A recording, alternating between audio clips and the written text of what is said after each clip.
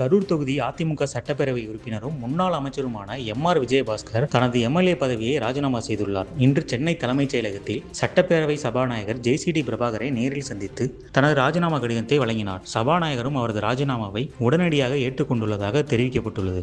சட்டப்பேரவை தேர்தலுக்கு பிறகு அதிமுக பொதுச் செயலாளர் எடப்பாடி கே. பழனிசாமி தலைமைக்கு எதிராக குரல் எழுப்பிய 25 எம்எல்ஏக்களில் எம்.ஆர். விஜயபாஸ்கரும் ஒருவராக இருந்ததால் அவரிடம் இருந்த கட்சி பொறுப்புகள் பறிக்கப்பட்டன. பிறகு கட்சி தலைமையுடன் சமரசம் ஏற்பட்டிருந்தாலும் அவர்களுக்கு பழைய கட்சி பொறுப்புகள் மீண்டும் வழங்கப்படவில்லை. அண்மையில் எம்.ஆர். விஜயபாஸ்கர் அதிமுகவின் கொள்கை பரப்பு இணைச் செயலாளராக நியமிக்கப்பட்டிருந்தார். ஆனால் கரூர் மாவட்ட செயலாளர் பதவி அவருக்கு வழங்கப்படாதது பெரும் அதிருப்தியை ஏற்படுத்தியதாக கூறப்படுகிறது. இந்த அதிருப்தியின் தொடர்ச்சியாகவே தனது சட்டப்பேரவை உறுப்பினர் பதவியை ராஜினாமா செய்துள்ளதாக அரசியல் வட்டாரங்களில் பெரும்பாலும் பேசப்பட்டு வருகிறது. இதற்கு முன்பே மதுராந்தகம் தொகுதியின் மரகதம் குமரவேல், தாராபுரம் தொகுதியின் சத்யபாமா, பெருந்துறை தொகுதியின் ஜெயக்குமார், அம்பாசமுத்திரம் தொகுதியின் இசக்கி சுப்பையா மற்றும் விராலிமலை தொகுதியின் சி. விஜயபாஸ்கர் ஆகிய 5 எம்எல்ஏக்கள் தங்கள் பதவிகளை ராஜினாமா செய்திருப்பது குறிப்பிடத்தக்கது. அவர்களைத் தொடர்ந்து தற்போது கரூர் தொகுதி எம்எல்ஏ எம்.ஆர். விஜயபாஸ்கரும் ராஜினாமா செய்து பதவி விலகியுள்ளதால் அதிமுகவில் ராஜினாமா செய்த எம்எல்ஏக்களின் எண்ணிக்கை 6ஆக உயர்ந்துள்ளது. இந்த ராஜினாமாவானது அதிமுகவின் உட்கட்சி அரசியலில் புதிய திருப்பத்தை ஏற்படுத்துமா என்ற கேள்வி பரவலாக எழுந்துள்ள இந்த நிலையில் அடுத்த கட்ட அரசியல் என்ன நடக்கும் என்பதுதான் அனைவரின் எதிர்பார்ப்பாக இருக்கிறது.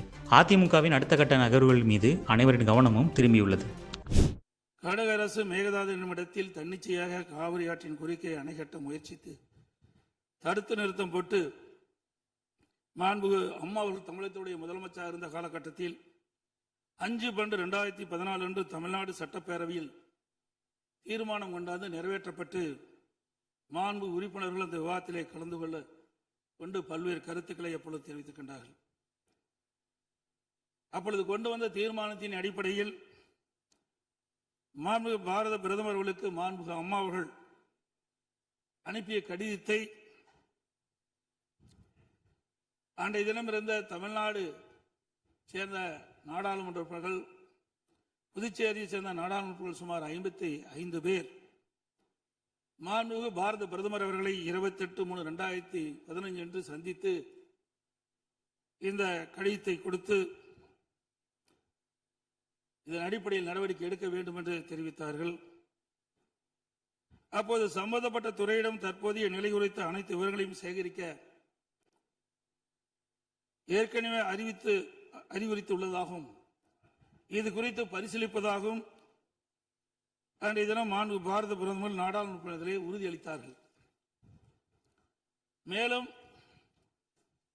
மாண்பு அம்மா அவர்கள் தமிழகத்தில் முதலமைச்சர் இருந்த காலத்தில் 25/4/2015 அன்று மாண்பு பாரத பிரதமர்களை நேரிலே சந்தித்து மேகதாது திட்டத்தினை கர்நாடக அரசு செயல்படுத்தக்கூடாது என கர்நாடக அரசுக்கு அறிவுறுத்தும்படி கோரிக்கை விளக்கென கடிதம் பிரதமருக்கு அளித்தார்கள்.